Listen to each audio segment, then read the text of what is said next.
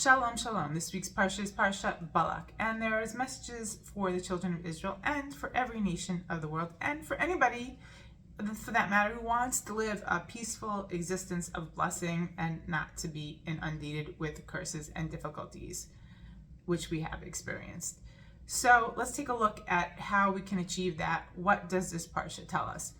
So this Parsha is famous to be very different from all the other ones that exist, because it's not something that we're told about the narrative of the things that happened to the Jewish nation, and Moshe talks to God and God talks to the people. It veers from that because it gives us a bird's eye view of what the nation's intentions were to destroy Israel without Israel even knowing about it, and what ensued, all without any awareness of the Jewish nation, what was going on.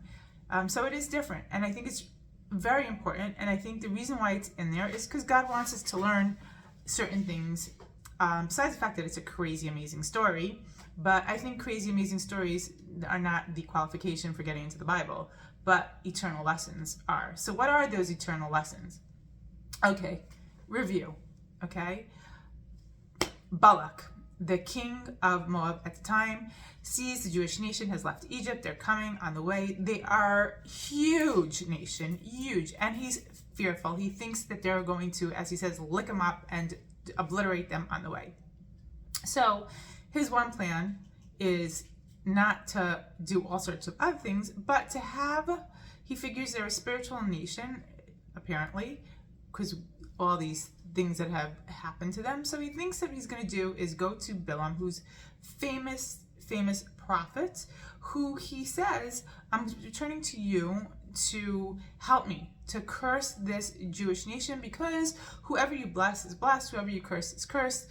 And he attributes this great power to Bilam, which Bilam actually responds and says, it's not within my power, it's whatever God wants. Who God blesses is blessed, who God curses is cursed, and I can only say and do what God allows me to. To which Balak kind of just ignores that message totally, and because he had sent messengers, and the messengers, this is a problem with sending messengers and not doing something face to face, only gave back the message to Balak that Bilam refuses to go with us. So he doesn't get any message that has anything to do with God. But the message that he's receiving is that, oh, well, maybe Bilam doesn't feel honored enough, so I'm going to send more esteemed entourage to go collect him, and maybe he'll come. So the next batch of emissaries go to Bilam, and Bilam's like, sorry, I can only do whatever God says, but you know what? Stay here the night. I'll see when God haps upon me. Maybe he has something to add. To which God is pretty miffed, because he had already told him he is not to go. And he's angry, but he says to him, listen, because, and this is a basic concept, is that the way that people want to go, if they're insistent, then God helps them along. And he saw that Bilam really just wanted to go. So he says, listen, if you really want to go, if they came for you, go, but don't say anything other than what I permit you to say. So he goes along his way to Balak, who wants him to curse the Jewish nation, not knowing why he's going, because God made it clear he's not going to be able to curse. So I don't really know what his plan was. And he's trying to go. He's on his donkey. He's got two helpers with him. And God sends an angel to block the way. As we know, Bilam doesn't see the angel. His donkey does. So his donkey refuses to go further. Bilam hits the donkey. The donkey miraculously opens up his mouth and speaks to him and says, why did you hit me these 3 times? Because he tried to go a bunch of times and the donkey wouldn't go forward. And the donkey, who is normally faithful to him and he should have had trust because has always been helping him the way he wanted to go, all of a sudden was difficult, and he didn't take that as a sign.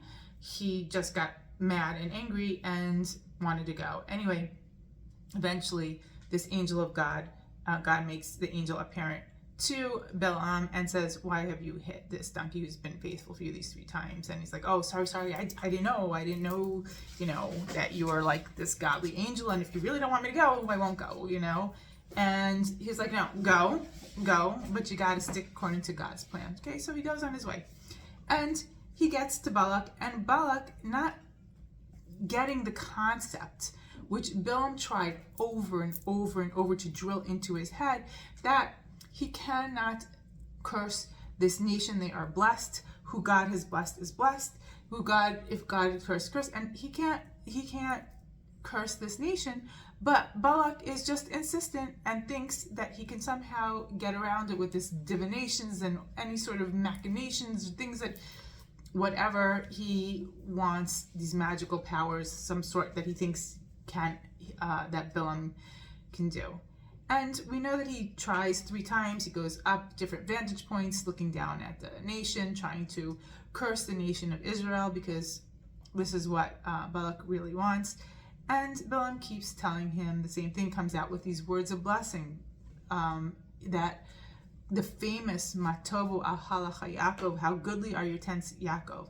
And the message you see in all of these blessings that God puts in the mouth of Bilam, this prophet, to speak to Balak, are to get across to Balak that when God blesses a nation based on the fact that they live a good and proper family life, the ohel, the tent, represents the family life. They're good to one another. They take care of one another. That's going to be blessed. And that kind of power is so strong that God is not going to curse a people that love and take care of one another and keep this bonds of the ohel, the tent of the community, so tight and so beautiful, and that cannot be cursed. And I think the message he's supposed to get is, well, so if you don't want to be cursed, because he was worried, he's like, they're going to utterly obliterate us. He wasn't, worried about other things other than their own well-being. So he should learn by power of deduction that if the nation of Israel can't be cursed because they're living a good, proper life, maybe take stock of your own tent. See what's going on in your own community. You're the king. As we know, the kings of those days can make decrees and change everything in a split second. People listened to the king. They had the fear of the king upon them. And he could have said, this is the way we're going to live our lives now. We're going to live good lives. We're not going to do this and that and the other thing. We're going to be good to one another. All this, but he doesn't even think for a second, how can we change to incur on ourselves blessing and not be threatened? They don't want that. They don't want that. They want to destroy the good. They want to destroy Israel, and they think there's some way around it to destroy us, like the nations always. They can't tolerate when they see this blessed nation living a good life. And so the lesson for the nations are, you want a good, peaceful life, don't try and mess up with to curse the good. Go fix your own tents. Go live a good life. Because we know those who bless Israel will be blessed. Those who curse Israel will be cursed. And, you want a good life for yourself? Stop looking at them. Fix your own tent. Live a good life. And, if you bless us, great. You'll get a blessing. But have a good life. Stop just being jealous and trying to bring down the other nation.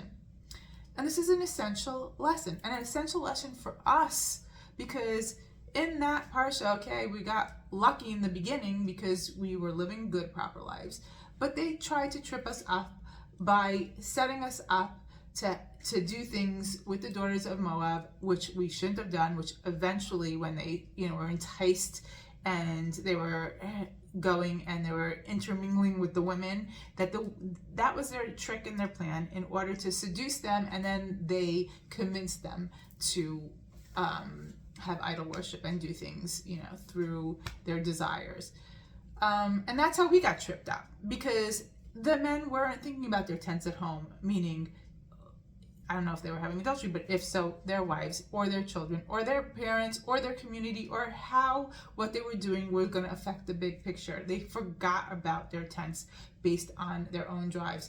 And so for us also, if we want to protect ourselves, I think, we should stop worrying so much about, the other nations that are trying this, that, and the other thing, and come back to our tents and be good to one another.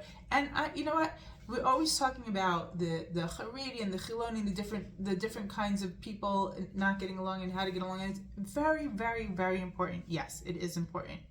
But you got to start from the very, very beginning. You got to start with yourself, become a healthy person, and your own tents, have a healthy relationship with the people who are closest to you in your own home.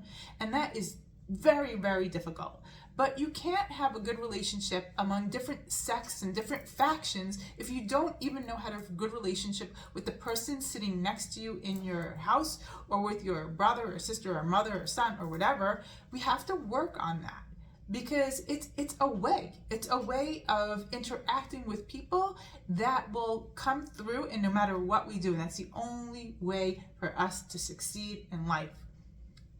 It's not easy. I know it's not easy, but we have to refocus our attention, focus on ourselves, become healthy individuals, and have healthy relationships within, and it will branch out. It will keep, becoming our way and our way of interacting, and eventually things will settle. This is the way to bracha. This is the way to blessing for us. This is the way to blessing for the nations, for the world. This message is essential to world peace. I exaggerate not. I hope somebody can hear it and can start and say, okay, like I really, really try every day to work on myself to be a better person, because I believe this is the answer. And I hope somebody else will feel that way also, and just take mind every day a little step adds up. Shabbat Shalom.